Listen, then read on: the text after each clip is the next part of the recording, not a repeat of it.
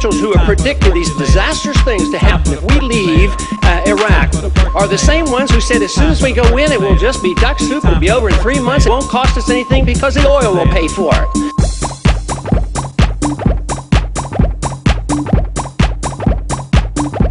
And at the same time,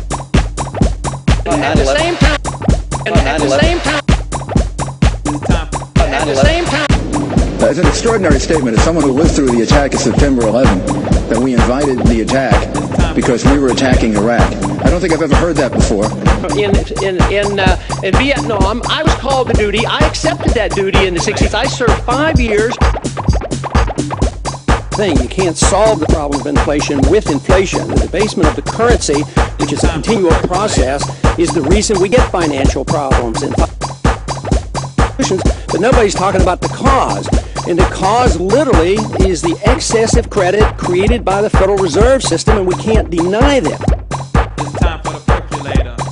In first place, Ron Paul, surprisingly, 30%. In second place, Governor, you're in second place with 27%.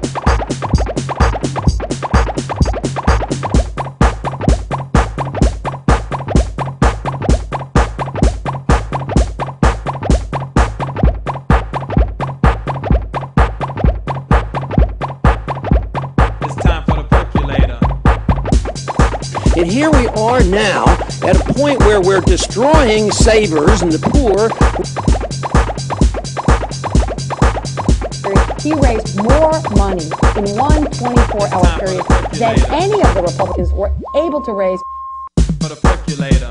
You grew up in Texas? No, I grew up in Pennsylvania, Okay. Pittsburgh, Pennsylvania. People can't save. And who suffers the most? The middle class and the poor, whose cost of living goes up because we... It's time for the percolator. It's time for the percolator. It's time for the percolator. It's time for the percolator. Everything that caused the financial bubble, the housing bubble, we're resorting to doing the same thing. You can't solve the problem of inflation with inflation.